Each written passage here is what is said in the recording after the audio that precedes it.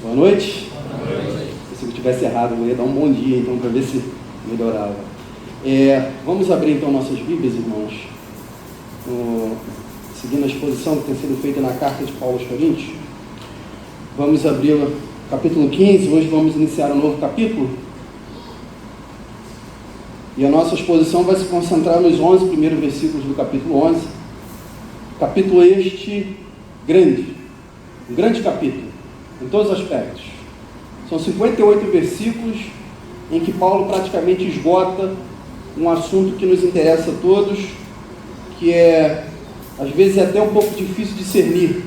É sobre a ressurreição de Jesus que ele está falando, ou é sobre a nossa ressurreição? É sobre os dois. Portanto, é um capítulo que fala o que vai acontecer com o teu corpo quando Cristo voltar.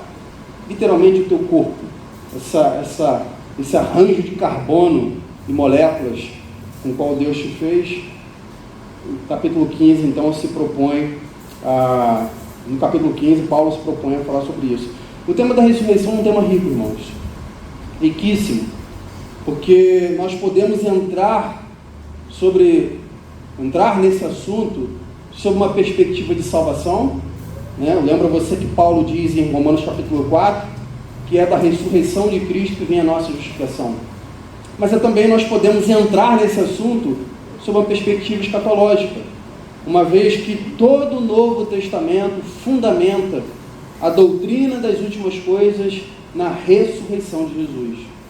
Existem correntes escatológicas que afirmam que Israel é o relógio de Deus, mais ou menos, talvez o ponteiro dos segundos, mas o relógio de Deus sobre o fim é o túmulo vazio, Jesus Cristo ressurreto.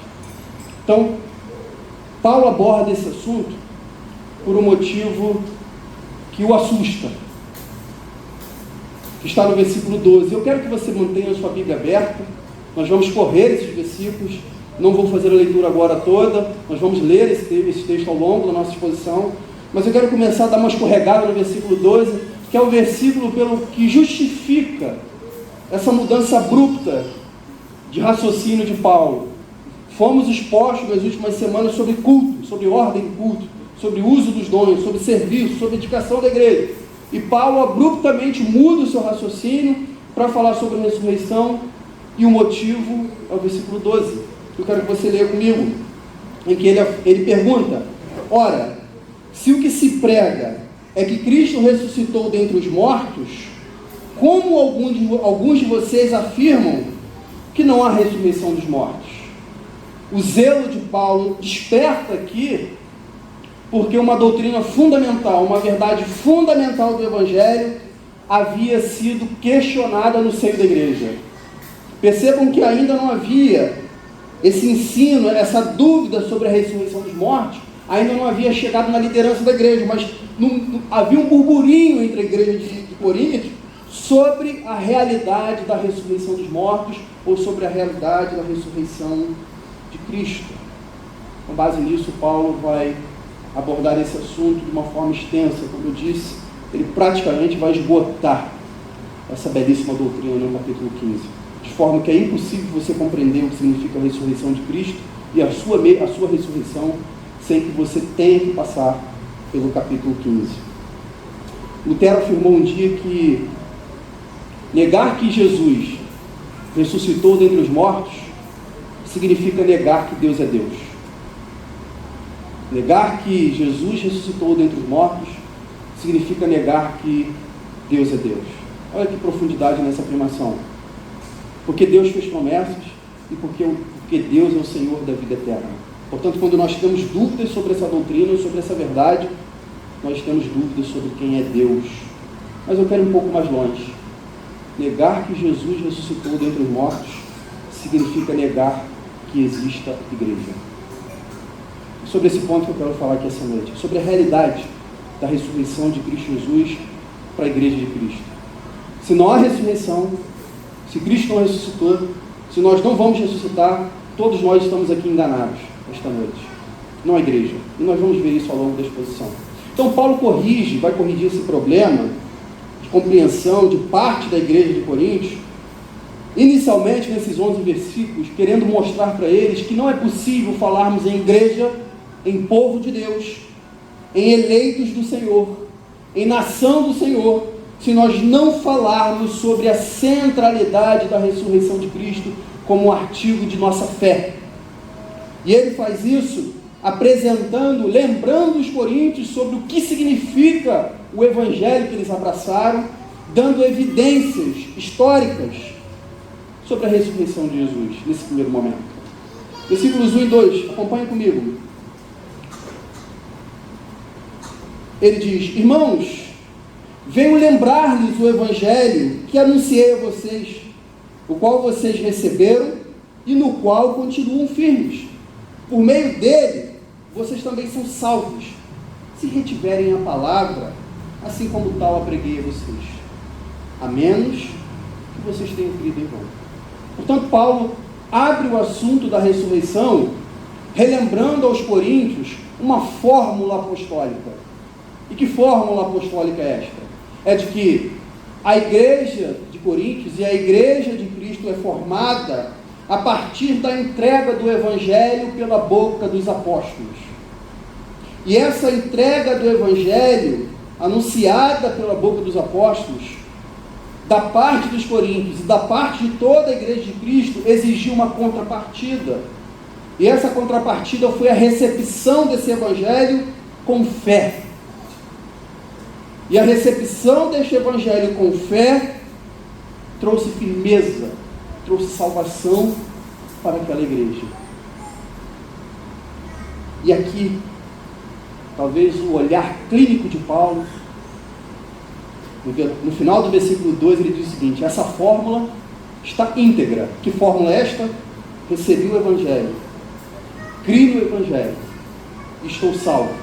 Essa fórmula só se mantém em pé, só se mantém íntegra, se a crença desses irmãos de Corinto não tivesse sido em vão.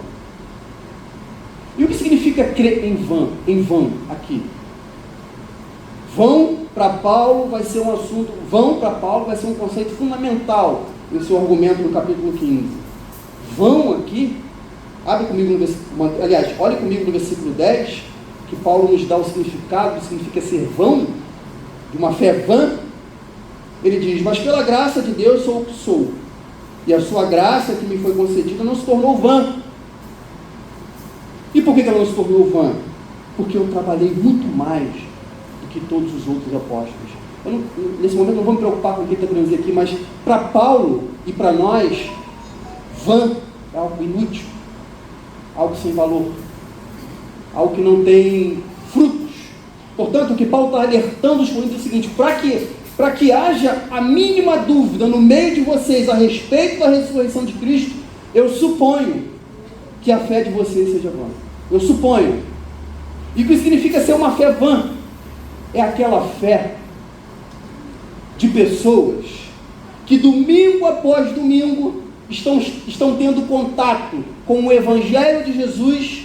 Esse evangelho entra em seus ouvidos, reverbera na sua mente, mas não desce para o coração. Essa é uma fé vã.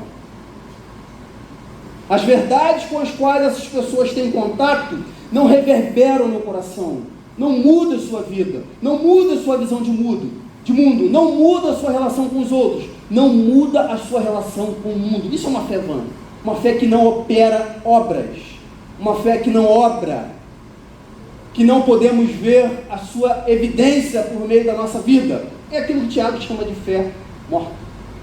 Então Paulo levanta essa suspeita de uma fé vã entre os coríntios. E por quê? Porque a doutrina da ressurreição de Cristo, ou a doutrina que diz respeito à ressurreição dos filhos de Deus, estava sendo questionada em seu meio.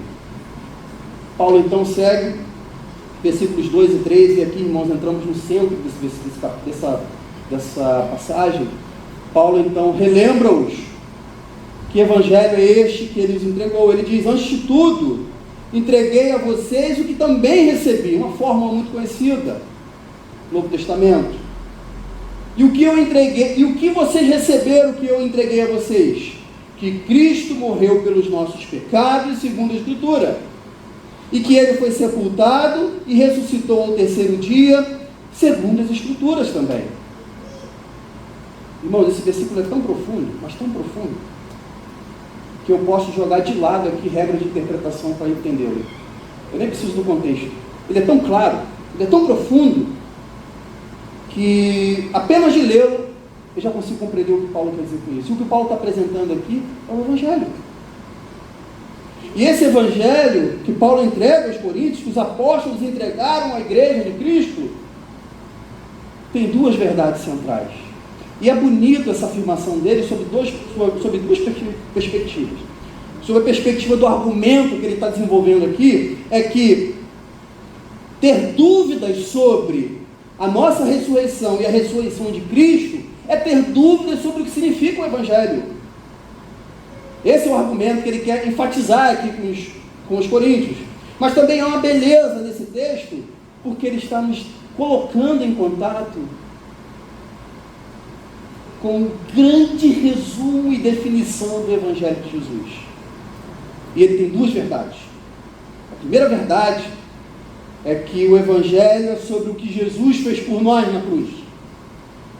Ele está dizendo aqui que a sua morte, que o Evangelho é sobre a morte de Jesus na cruz, sobre a sua morte substitutiva. Ele diz, ele morreu pelos nossos pecados. O Evangelho é sobre a morte sacrificial de Jesus. Ele está no madeiro como um sacrifício a Deus. A morte de Jesus na cruz é uma morte expiatória. Jesus está na cruz removendo a culpa pelos nossos pecados. É sobre isso que é o Evangelho. É sobre o que Deus fez por nós em Cristo Jesus. Mas, irmãos, eu receio de que às vezes a gente relega um pouco uma outra verdade do Evangelho, que é sobre a ressurreição do nosso Senhor. A ressurreição de Jesus, ela foi tão ignorada que no século XX os teólogos liberais retiraram a doutrina da ressurreição das suas teologias sistemáticas, porque ela parece tão estranha, tão antirracional, tão antimoderna, que a teologia sistemática de teólogos liberais que sequer falam sobre a ressurreição. Receio, irmãos, de que tenhamos uma visão um pouco mais estreita sobre a ressurreição de Jesus. E Paulo faz questão de relembrar aqui que a ressurreição de Jesus para o Evangelho é como se fosse uma das asas do avião. De uma asa está a sua morte na cruz e o significado dessa morte. Na outra asa está a ressurreição dele. Portanto, completando a definição do Evangelho, o Evangelho é aquilo que Deus fez por nós em Cristo Jesus. E é aquilo também que Deus fez com Cristo ao ressuscitá-lo dentre os mortos. Isso é o Evangelho.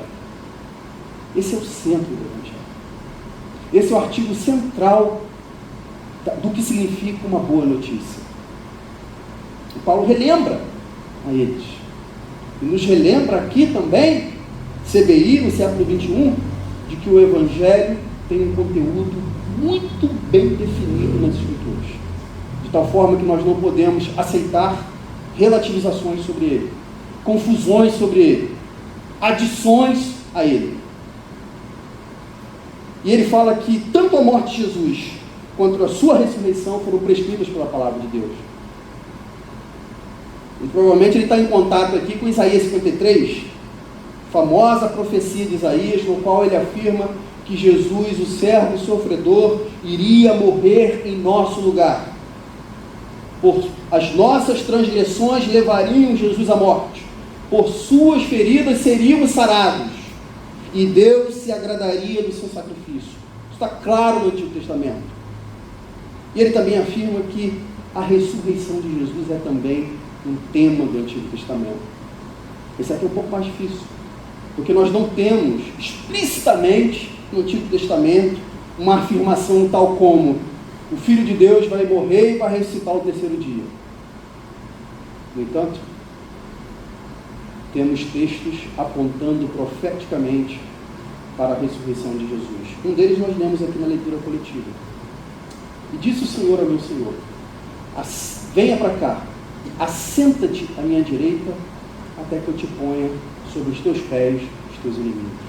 Esse texto fala sobre a exaltação de Jesus, após morrer e após ter a sua vida entregue ao Pai por amor a nós. E a ressurreição dele, ali descrita no Salmo 110, é a ressurreição, como o Saul muito bem orou, de um guerreiro que vai sair para combater em vitória no pouco tempo. Então, o conteúdo do Evangelho é sobre Jesus, o nosso Salvador. Ele é o objeto do Evangelho.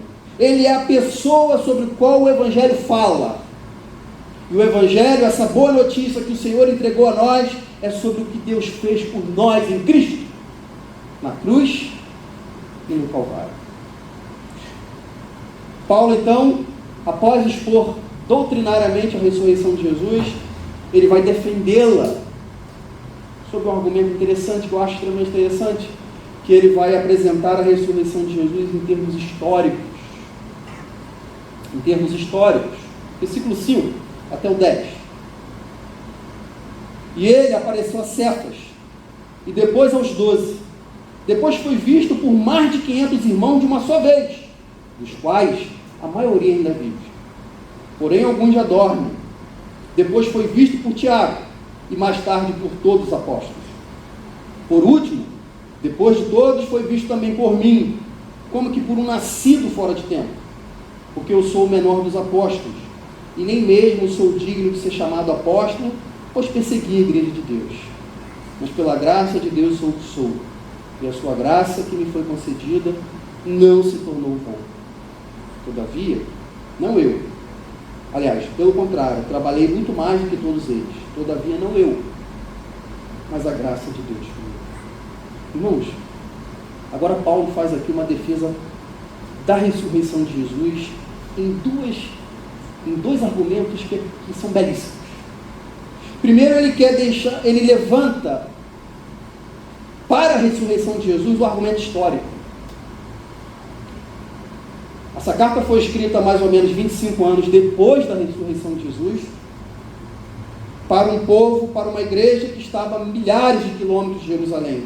No entanto, naquela época da nossa, a grande verdade sobre a ressurreição de Jesus é que ela não foi uma invenção de homens, foi um fato histórico. De forma que o que Paulo está dizendo aqui, se nós pudéssemos rebobinar a história, e aqui eu não sei se essa palavra é conhecida para muitos, né? Quem ainda tem videocassete aqui sabe como é que era. Rebobinar, voltar para trás.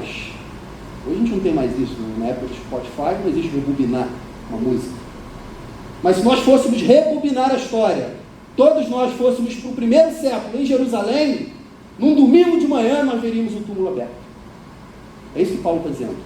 E ele dá fartas evidências da ressurreição histórica de Jesus. E essas evidências se baseiam em testemunho ocular. Testemunha ocular, ou seja, você pode verificar isso. Você está dizendo, se vocês têm dúvidas sobre a ressurreição de Jesus, vocês podem verificá-la. Peguem um burrinho, ou então tomem um Uber e vão para Jerusalém, e lá vocês vão encontrar pessoas que viram Jesus ressurreto. Ou se vocês não querem ter esse trabalho, e aqui é bonito esse argumento dele, procurem Pedro, Tiago e a mim. Esses três nomes, irmãos, eles têm algo em comum,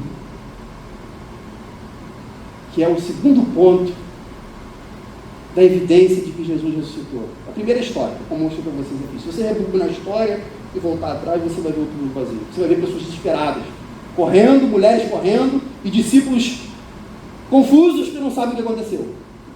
Isso aqui é um fato objetivo, é histórico. Você pode ver aí, ó. Mas é um fato subjetivo sobre a ressurreição de Jesus, que Paulo também deixa aqui nesse argumento. Que a evidência de que Jesus ressuscitou é que vidas foram transformadas.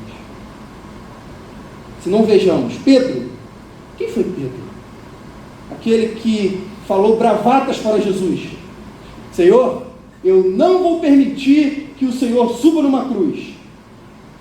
Quando o nosso Salvador foi preso, ele nega Jesus. E você conhece a história? Entrou num marasmo, numa angústia profunda, por ter negado a Jesus, por ter mordido a sua língua, por ter apresentado para Jesus uma espiritualidade que na verdade não possuía. E qual é o ponto de virada na vida de Pedro, irmãos? Quando ele tem contato com o Cristo ressurreto. O Jesus ressuscitado diante de Pedro transforma a vida dele. O segundo nome é Tiago. Não Tiago, irmão de Zebedeu, discípulo, mas o Tiago, irmão de Jesus.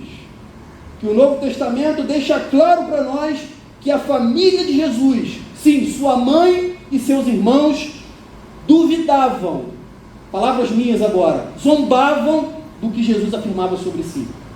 João capítulo 7 fala que os seus primos, seus familiares não acreditavam em Jesus. Dentre esses, Tiago era um deles. Tiago era um daqueles que, ao ter contato com Jesus, afirmando ser ele o Filho de Deus, ser ele um com o Pai, ser ele o Cordeiro de Deus que tira o pecado do mundo, ele teria dito: coitado, alguém por favor atualize a receita dele, porque ele não está tomando remédio para esquizofrenia, ele está com duas realidades paralelas. Era isso que Tiago via Jesus. E por que Paulo cita Tiago aqui? É pelo mesmo motivo que ele cita Pedro. O Pedro que negou a Jesus foi o grande nome da igreja no Novo Testamento. Irmãos, o que explica isso? Jesus ressuscitou. Tiago, que tinha dúvidas profundas sobre quem era Jesus, sobre se ele era de fato o Filho de Deus, se torna, nesta época, o líder da igreja de Jerusalém. O que explica isso? Jesus está vivo. Jesus apareceu para ele. Ele viu Cristo ressurreto. Não tem mais dúvidas. E por fim, o terceiro nome, Paulo fala sobre si. Algo raro na Bíblia. Algo raro em Paulo é ele falar sobre ele. Aqui é um dos poucos textos em que ele fala sobre ele. É aqui em Gálatas e Filipenses. E ele se inclui nessa lista sob o mesmo argumento. Eu também vi Jesus ressurreto. E você sabe quem foi Saulo? Sua conversão foi dramática. Subindo para Damasco, querendo prender cristãos, literalmente cai do cavalo, porque encontra quem? O Cristo ressurreto. E Jesus fala para ele: Saulo, por que tu me persegues? Duro é para ti, ó Saulo, duro é para ti recalcitrar contra os aguilhões. Em outras palavras, Jesus estava chamando Paulo de touro bravo. Não vai dar bom para você continuar dando murro em ponta de faca. Esse Saulo, perseguidor da igreja, se torna perseguido por ela. Irmãos, outra pergunta que eu lhes faço: o que explica tamanha transformação de vida? Jesus está vivo. É esse o argumento dele. Jesus está vivo. A história testifica que Jesus está vivo, mas vidas transformadas também testificam que Jesus está vivo.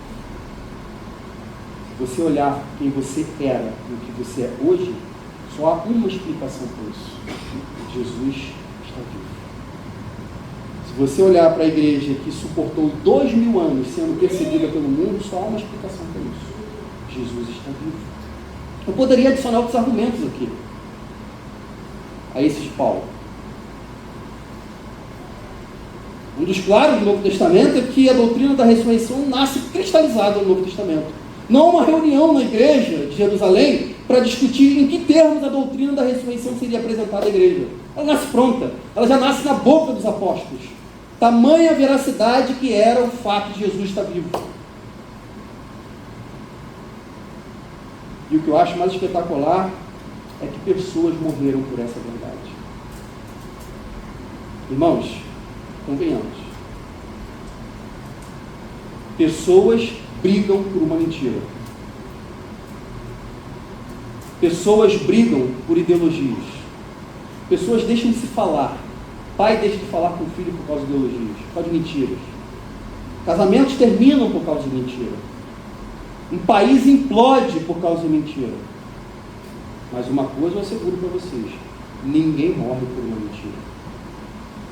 O que explica o sangue dos mártires, como disse Tertuliano, que fundou a igreja, que deu crescimento à igreja, o que explica tantas e tantas pessoas desconhecidas a nós, mas não a Deus, que morrem por sua fé em Jesus, que vão até as últimas consequências de sua confissão do Filho de Deus. O que explica isso, irmãos?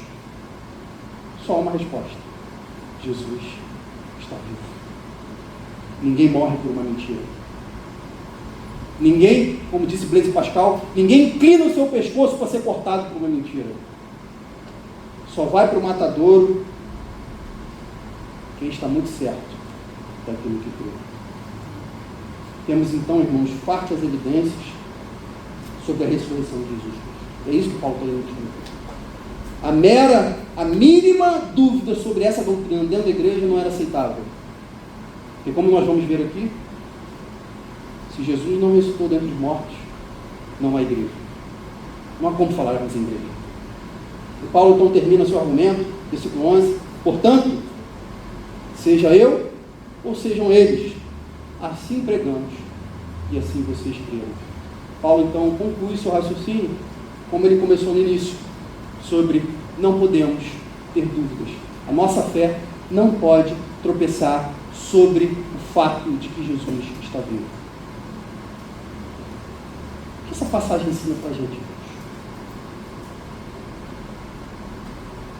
Sabendo que Paulo muda abruptamente o seu discurso para falar sobre a ressurreição de Jesus, veja, repito isso aqui, isso não estava sendo ensinado formalmente na igreja, estava sendo especulado entre algumas pessoas, mas isso desperta o zelo de Paulo a ponto dele dedicar o maior capítulo de sua carta sobre esse assunto.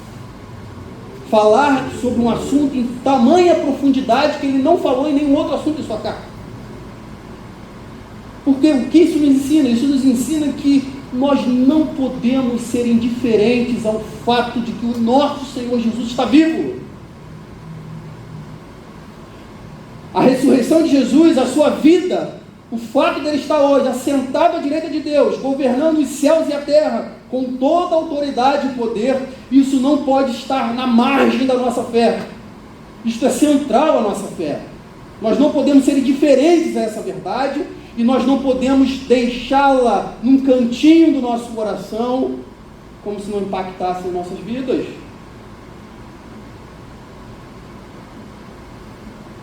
Não há igreja real e verdadeira e fiel que não seja uma igreja viva na sua confiança de que nosso Senhor Jesus Cristo está vivo.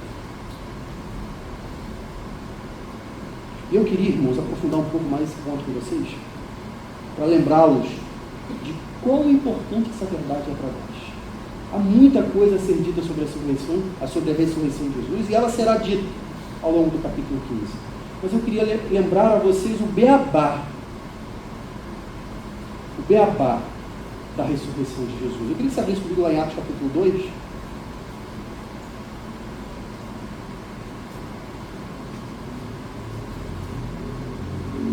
Atos capítulo 2, sermão de Pedro.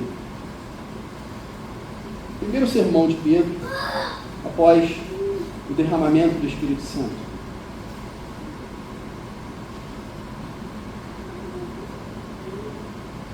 Atos capítulo 2, versículo 32, diz assim a palavra do Senhor: Deus ressuscitou este Jesus,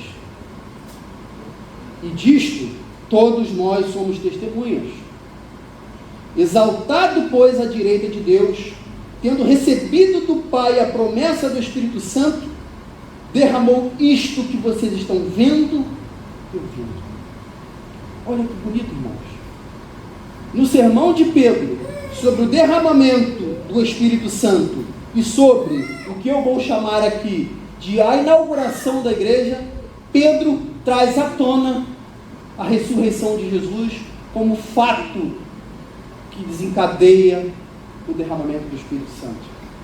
Em outras palavras, a igreja nasce porque Cristo ressuscitou, está à direita de Deus. O derramamento do Espírito Santo, como promessa que o Senhor havia feito aos seus discípulos: ficai, pois, em Jerusalém, até que do alto sejais revestido de poder, porque eu subirei aos céus e enviarei o Consolador. Promessa essa que foi cumprida no contexto de ressurreição. Porque Jesus está vivo, Ele derramou o seu Espírito sobre o seu povo e cuida desse povo até Ele retornar. É belíssimo, irmãos, essa conclusão de Pedro.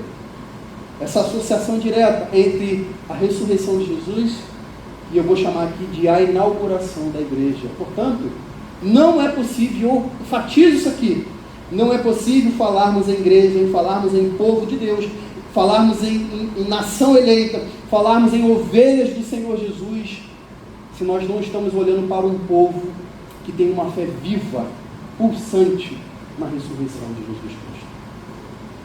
Versículo 36.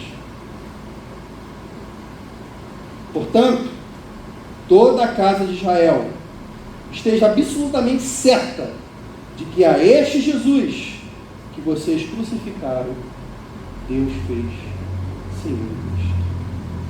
Este é outro fato glorioso sobre a ressurreição de Jesus.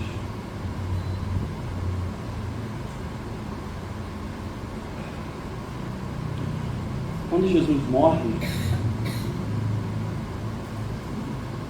e Ele entrega o seu Espírito a Deus, Ele está dizendo para o Pai, para você, o que Ele fez.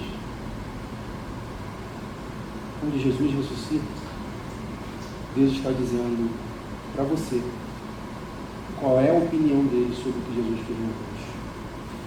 A ressurreição de Jesus na cruz é o selo de Deus, é o selo de aprovação de Deus de que o que Jesus fez na cruz deu certo.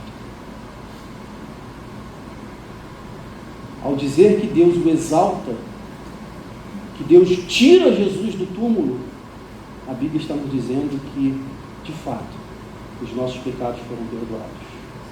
De fato, a nossa culpa foi removida. De fato, nós fomos justificados.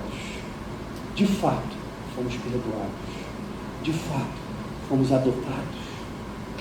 Portanto, a ressurreição de Jesus é o selo de Deus. É o sim de Deus. É o amém de Deus para o que Jesus fez na cruz. É isso que Paulo fala em Filipenses 2. Que ele foi fiel até a morte, e morte de cruz, mas Deus o exaltou. Lhe deu um nome que está acima de todo nome, para que ao nome de Jesus todo joelho se dobre e toda língua confesse que Jesus é o Senhor. A ressurreição de Jesus é o amém de Deus para o perdão dos nossos pecados. Portanto, não há como termos dúvidas. Como igreja, como povo do Senhor, não há como termos dúvidas, assim como houve, mesmo que de forma preliminar, na igreja de Corinto. O zelo de Paulo explode só dele ter sabido que algumas pessoas estavam desdizendo a pregação dos apóstolos acerca da ressurreição de Jesus. Irmãos, algumas aplicações. 3. Primeiro, nós vimos aqui nesse texto o perigo de uma fé vã. De uma fé que não opera. De uma fé que é de alguém que domingo após domingo senta nessas cadeiras, ouve o Evangelho, mas o que ele ouve não transforma a sua vida. Cuidado com isso. Isso é perigoso demais para a sua alma. A indiferença não é uma resposta que a Bíblia nos autoriza a dar ao Evangelho de Jesus Cristo. Nós não podemos sair dessa porta, domingo após domingo, e deixarmos aqui dentro as verdades que ouvimos. Essas verdades têm que mudar as nossas vidas. Essas verdades têm que mudar o nosso comportamento. Essas verdades têm que mudar a nossa compreensão do mundo. Uma fé vã é uma fé de alguém que vai ser destruído pelo mundo. E eu queria alertar você que quando eu falo de uma fé que não tem obras, eu não estou falando apenas de obras de misericórdia. Entregar cestas básicas aos outros, dar pão ao faminto, consolar os que sofrem, ajudar a senhora a atravessar o sinal quando ela tiver com dificuldade. Eu não estou falando apenas disso. Eu estou falando de uma obra importantíssima que muitas vezes negligenciamos. A obra de confiarmos em Deus apesar de todas as circunstâncias. A confiança em Deus é uma obra da nossa fé, irmão. Quantas pessoas estão vivendo no meio de um turbilhão, de um furacão, e este livro aqui contém verdades gloriosas para oferecê-la e ela não toma posse dessas verdades. Essas verdades estão aqui, acessíveis a ela, e ela entra dentro de um olho do furacão e deixa o furacão sacudi-la. O navio da sua vida está balançando e ela está balançando junto e ela não consegue confiar. Isso é uma fé vã, irmãos. A Bíblia não te autoriza a você entrar em desespero quando as tuas circunstâncias forem más. Ela tem promessas gloriosas e ricas para a sua vida, para que você confie no Senhor. Entrega o seu caminho ao Senhor, confie nele, e ele mais o fará. Muitos dos nossos desesperos e dores no meio das nossas tribulações poderiam ser evitados se nós nos apropriássemos melhor das verdades que a palavra de Deus destina a nós. Nesse caso aqui, a fé vã deles era uma fé que se recusava a acreditar ou a viver a realidade da ressurreição. Mas, de forma genérica, Paulo está criticando aqui uma fé que não se apropria das verdades da palavra do Senhor. Irmãos, quão perigoso isso! Quão perigoso isso! Cuide da sua alma, cuide do seu coração, não permita que isso seja uma realidade na sua vida. Deleite-se no Senhor, confie no Senhor. Não estou falando para você enganar seu cérebro, não. Não estou falando para você se fingir de cego, não. Eu sei que as ondas estão batendo no teu barquinho, você está igual o barquinho de papel. Eu sei que pode estar acontecendo. Mas você tem um Deus poderoso, que ressuscitou Jesus, e que esse Jesus todo-poderoso cuida da sua vida em meio às suas dificuldades. Portanto, nós não podemos ter uma fé vã diante de tamanha riqueza que a palavra do Senhor nos oferta. Segundo, tenhamos claro em mente.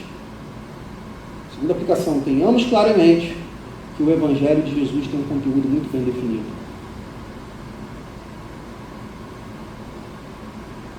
Tenhamos em mente o que significa o Evangelho de Jesus.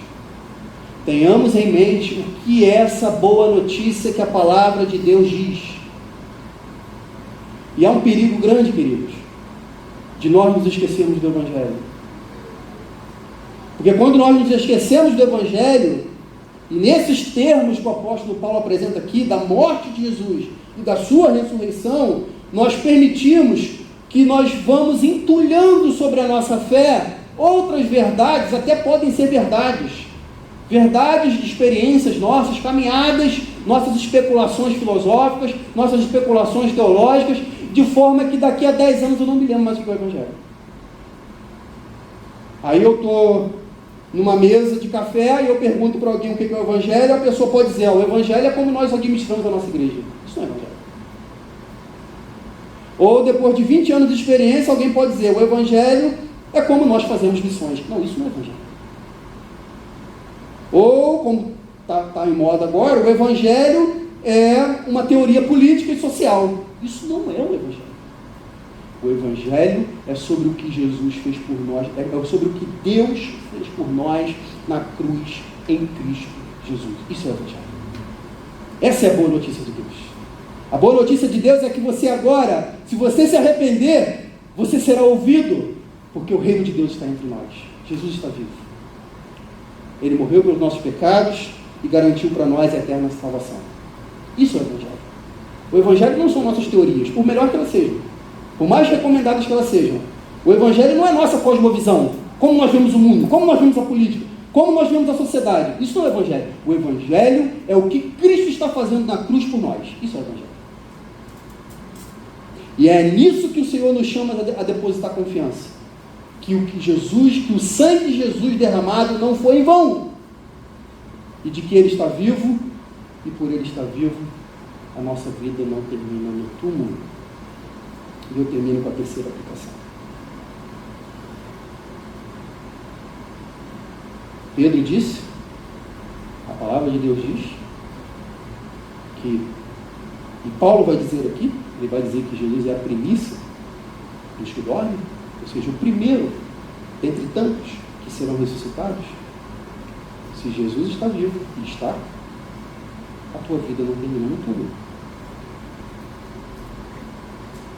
Se Jesus está vivo, em outras palavras, você não precisa ter medo do futuro.